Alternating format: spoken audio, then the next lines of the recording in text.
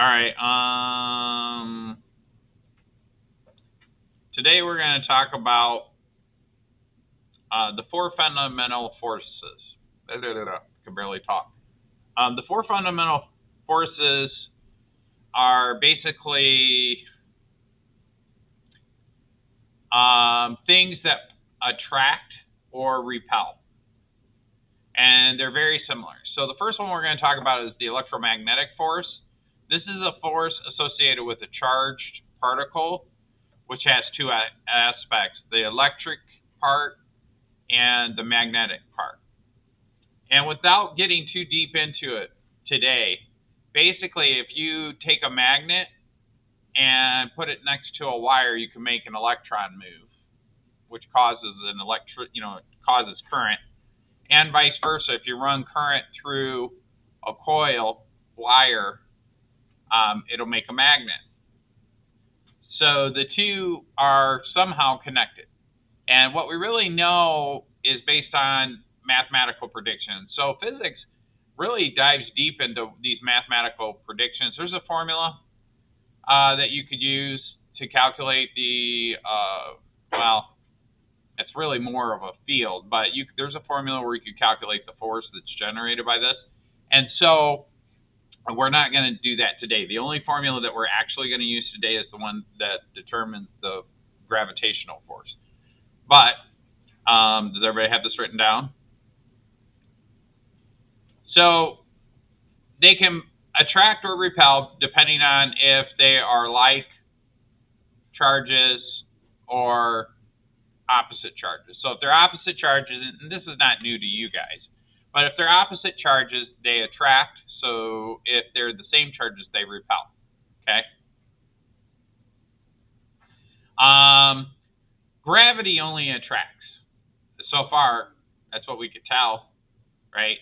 And what's interesting about gravity, and I'd be curious, and maybe you could look this up on the internet, electricity on Earth, like lightning, wants to come to Earth, and I wonder if it's attracted to Earth because of the gravitational pull. There's some theories out there that say that all these fundamental forces are linked mathematically.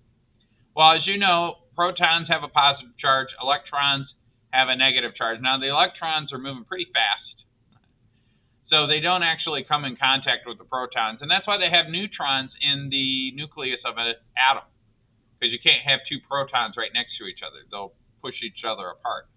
So a neutron has, it's basically like a buffer. It has no charge, and it allows the protons to be next to each other, but they can't touch. Because if they got too close together, they would actually push each other away. Okay? Does everybody have that written down? Next is the magnetic forces.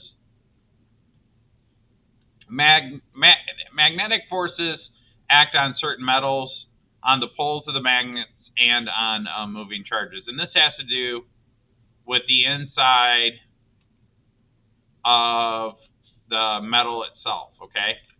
So here, opposites attract, North Pole to South Pole. North Pole to North Pole will repel. So I have some magnets up here, or I did. I don't know where I put them. The kids are playing with them. They're right here. And so if I take this North Pole and South Pole, it's just the orientation of the magnetic fields. If I do it this way, they attract, right? So if I set this here and I get close enough, that'll jump up there, okay? See how that works? It attracts. It's stronger than gravity because if you notice, the bottom magnet comes up to the top. Now, if I flip them around and I do this, if I flip them around and I go North Pole to North Pole, see how that pushes it away? So, one other thing, this magnetic force is way stronger than gravity, right? Because gravity is pulling this magnet down, but if I hover this other magnet over it, it will literally lift it off the ground. So it's about 100 times stronger than gravity, actually.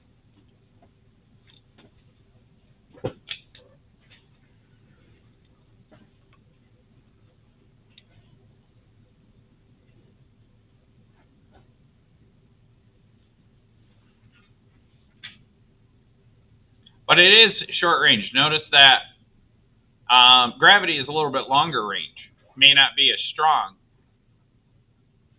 Well, it's hard to say. It's short range in terms of how we perceive things. And it's stronger because it's a short range.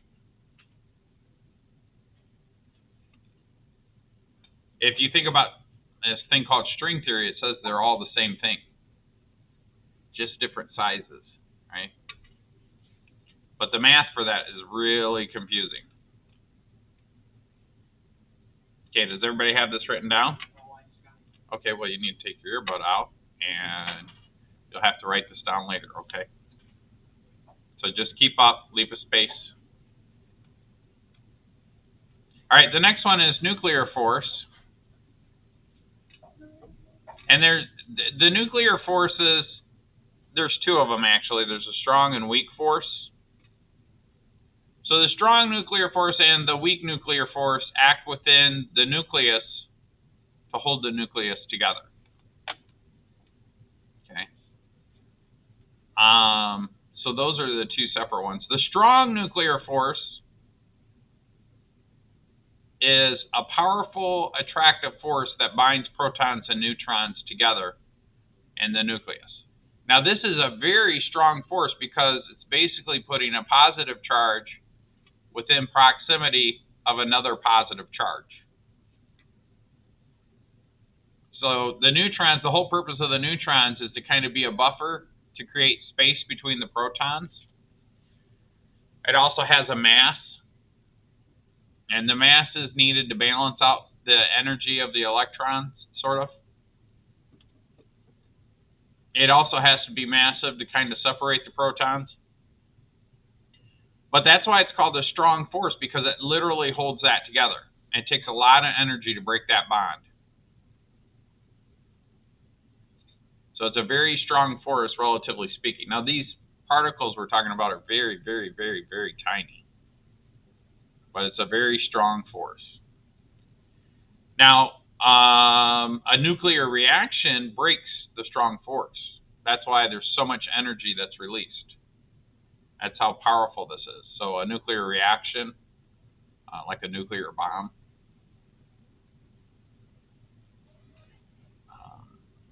when you overcome that force by splitting the nuclei of atoms, it releases a lot of energy. And so we talked about this at the beginning of the year. Force done over a distance, force applied over a distance is work. And work is another form of energy. And so there's a lot of energy, as you know, when you look at a nuclear bomb or a nuclear reactor.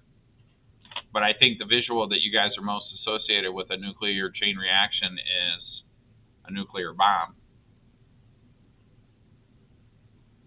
When you break this force, it releases a ton of energy. And then the chain reaction releases even more.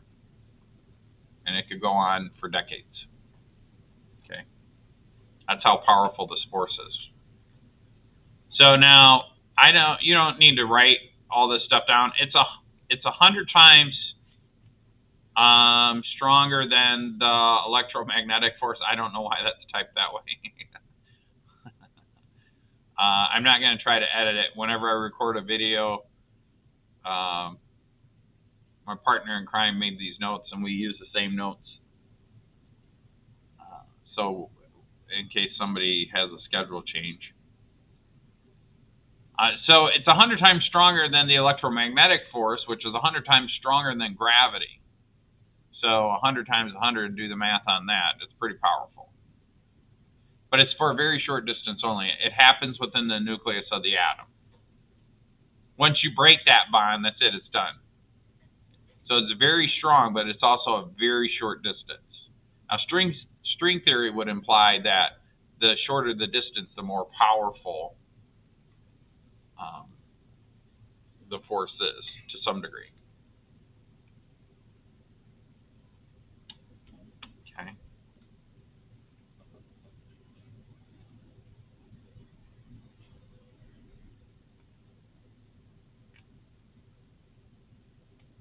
Am I going too fast?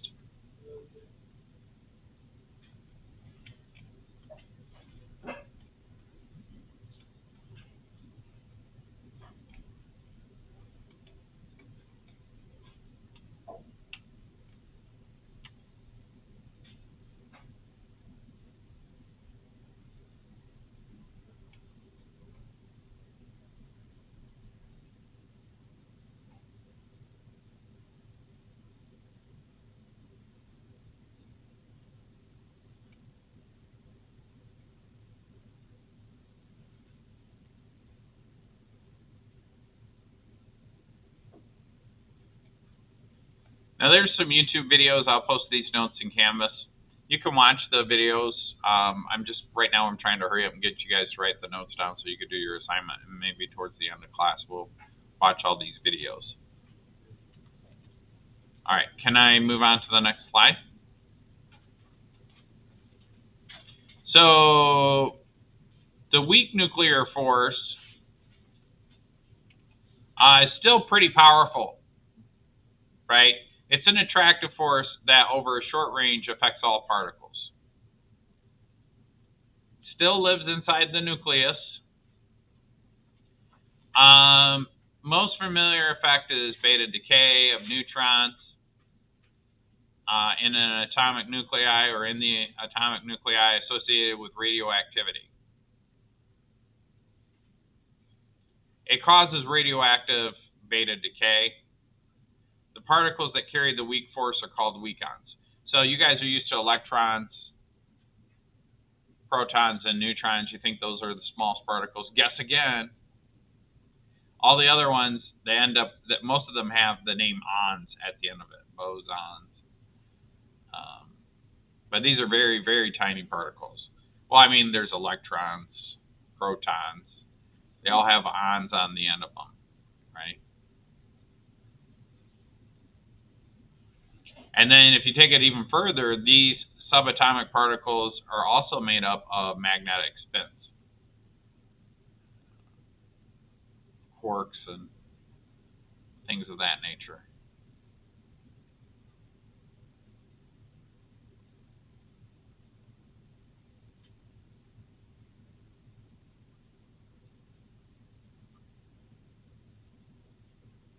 Now, it's still a really strong force, but it's weaker than the strong force. These are two forces that are observed in science. And, I don't know if they're trying to be funny when they first started doing this, but they're like, oh, no, this is the strong force, this is the weak force. But basically, they observed certain phenomenon. They realized there was two separate and distinct attractive forces that occurred in the nucleus of matter, of atoms. So subatomic particles, you'll hear them talk about CERN and the collider. A lot of physicists, they just basically take protons and smash them together and then see what happens. And it's like if you made something out of Legos and you threw it against the wall, you'd break it up into the separate pieces. You'd break up whatever you made out of Legos into individual Legos. That's basically what they're doing. They're trying to determine the building blocks of protons and neutrons and electrons and stuff like that. How do they do it? Well, they speed it up almost to the speed of light using magnets. Protons have a positive charge, so you could use the magnets. If you time them right to turn on and off, one side can attract the proton, the other side can repel it. They're big, huge circles. One of the ones not that far from here is Fermilab. It's near Chicago. There's another one at Argonne National Laboratories, which is also just outside of Chicago. I've been to both. They're pretty cool. But they speed stuff up almost to the speed of light, because remember, you got to have a lot of energy in this stuff. And they smash them into each other, and then they see what happens. Like I said, it'd be like if we made something really cool out of Legos and people saw what we made out of Legos, but they wanted to see the separate building blocks of what we made.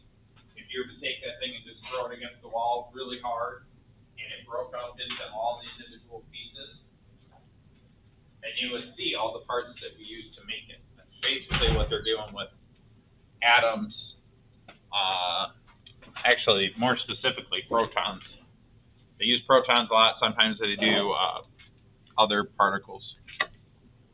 All right, can I move on to the next slide?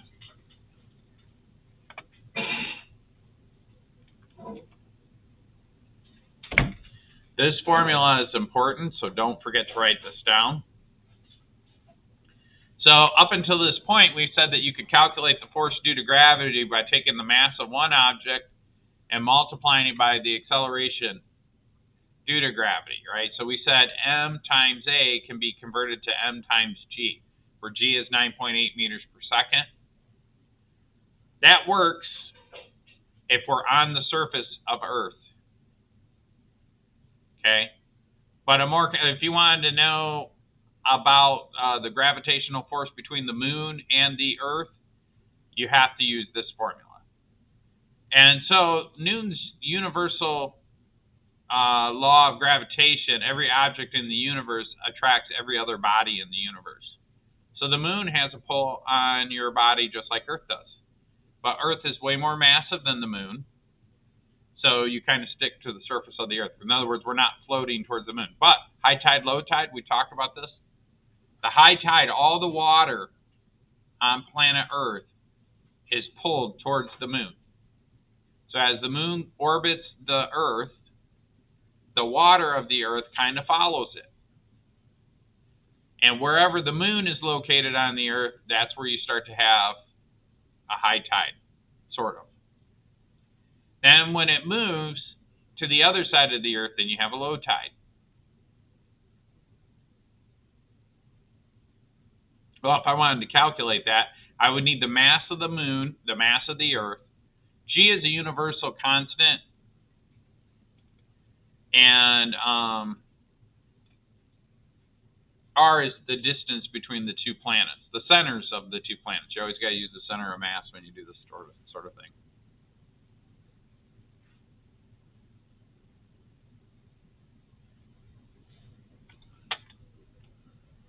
I have a pretty cool video that I'll show you later at another time.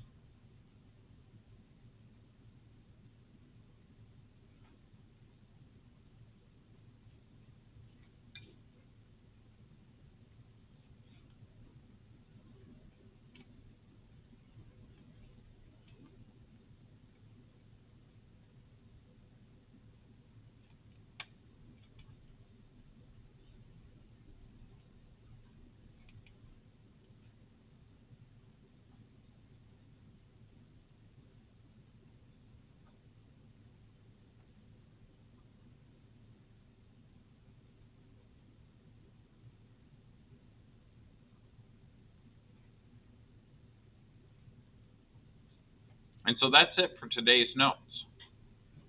Okay? That's all we're talking about today.